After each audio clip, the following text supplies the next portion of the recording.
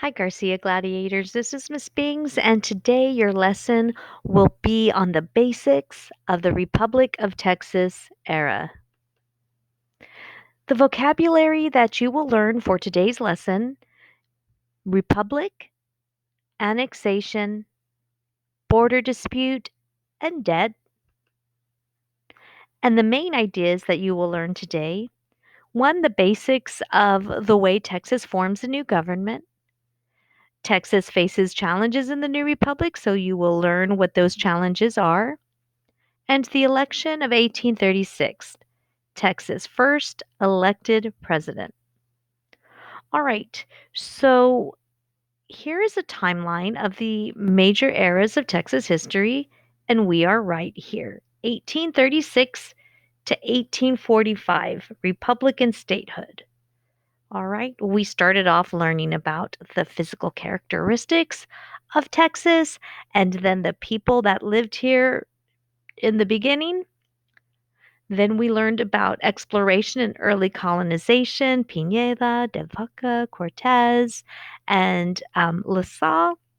And we learned about the early ways that Spain colonized and why, that they used the mission system and that they were highly motivated by La Salle, who was French, and his appearance in Texas. The Mexican national era, we know that Mexico gains independence in 1821, and we know they write a constitution, the Mexican National Constitution of 1824. We know that it is a federalist document, which is a democratic document, and that makes Mexican controlled Texas attractive to Anglo Americans who are willing to settle in Texas under the impresario system. We then know that Santa Anna takes over and he does away with the Mexican Constitution of 1824, and he turns the government centralist, which is the opposite of federalist. There's no power to the people there. And a series of tense actions leads to revolution. We learned four major battles. The last one, the Battle of San Jacinto, was the last one that we won, and we captured Santa Anna, and we signed the Treaty of Velasco, and it ended the war, bringing us to this era. Then you took a 2-week break. You came back. You learned, and we were learning about government. And you learned about your unalienable rights that can't be taken away, your civic rights, and the Bill of Rights, the first 10 amendments of the Constitution. You also learned the 7 principles of the Constitution.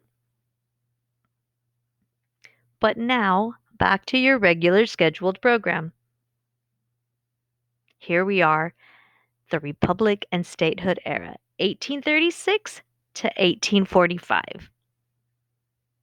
So, forming the Republic, Texas wins its independence from Mexico, and it becomes the Republic of Texas.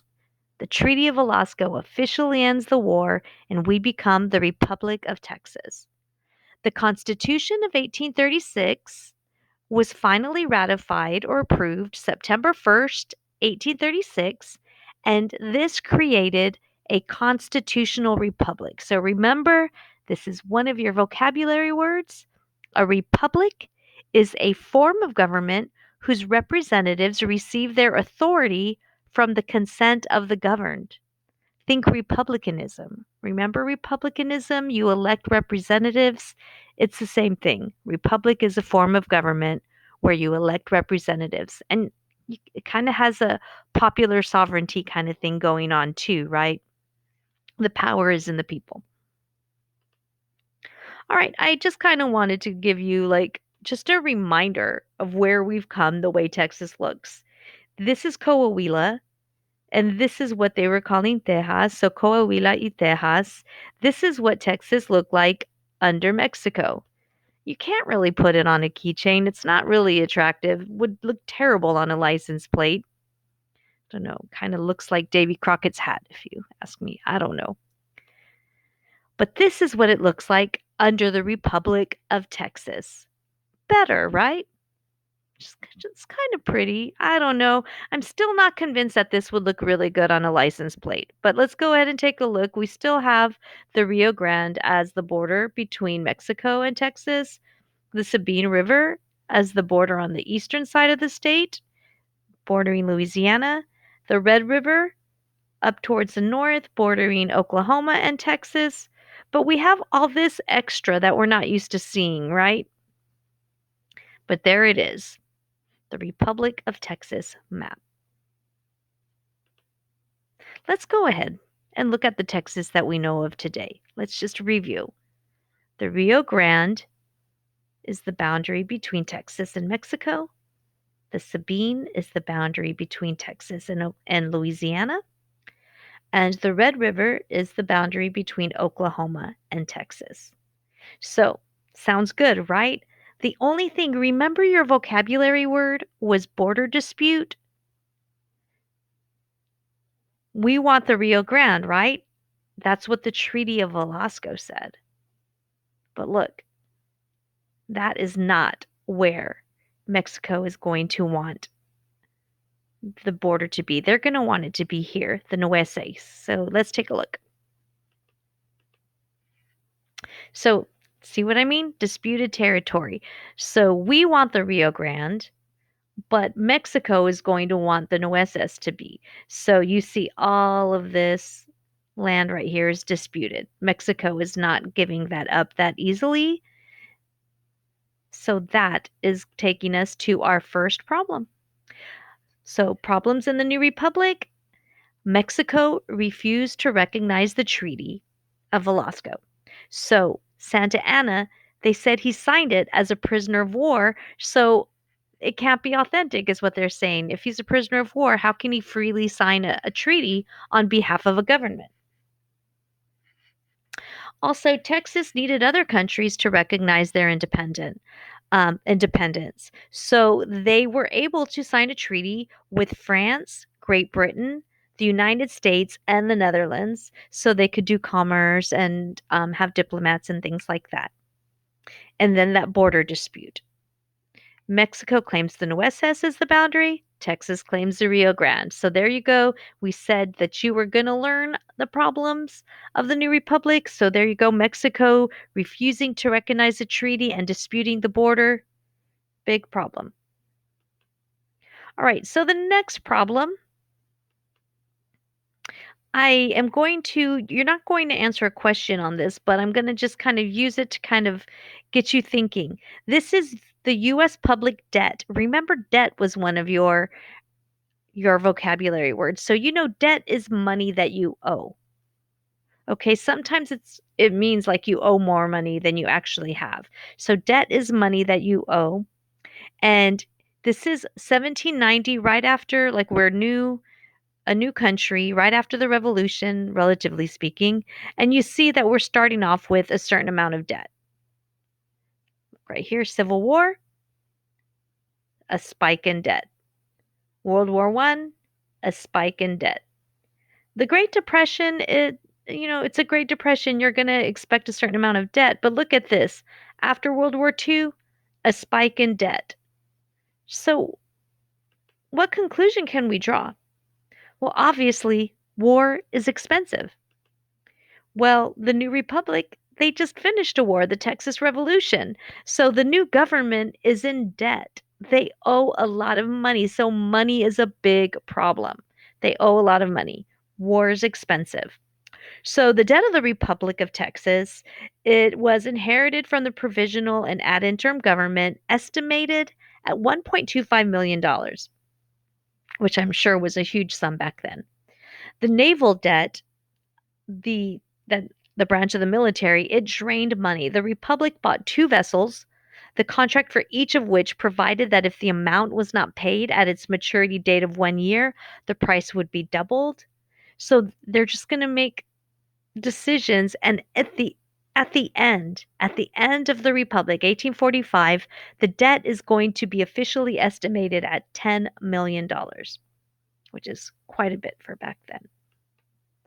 All right, another problem in the new republic, The Native Americans never went away.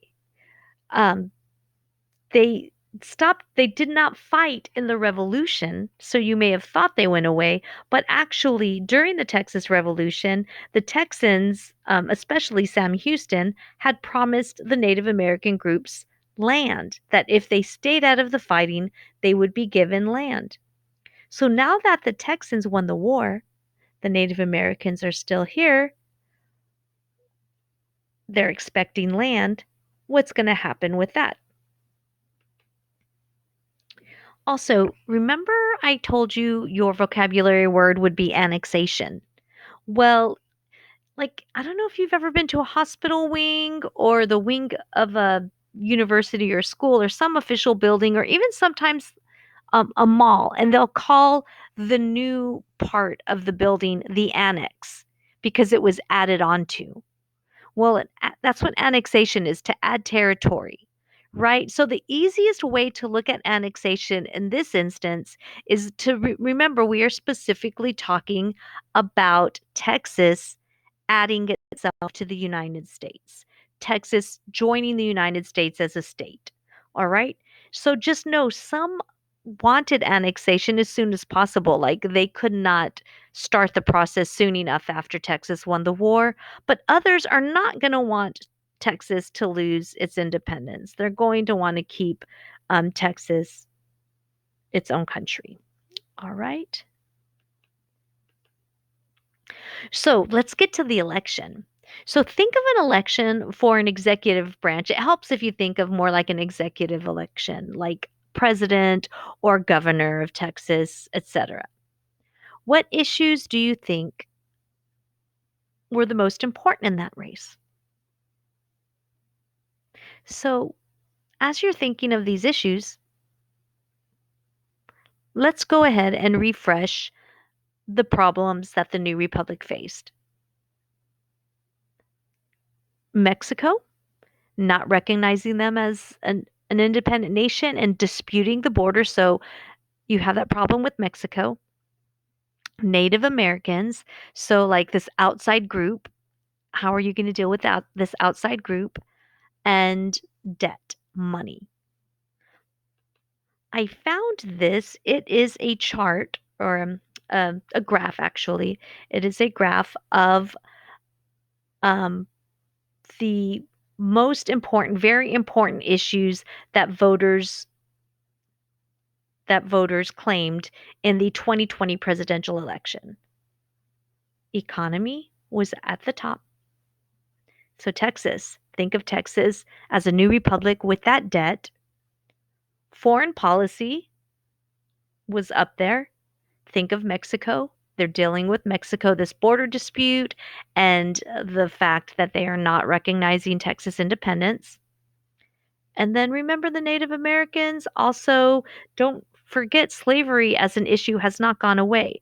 So, race and ethnic inequality and immigration, very similar because you're talking about these outside groups.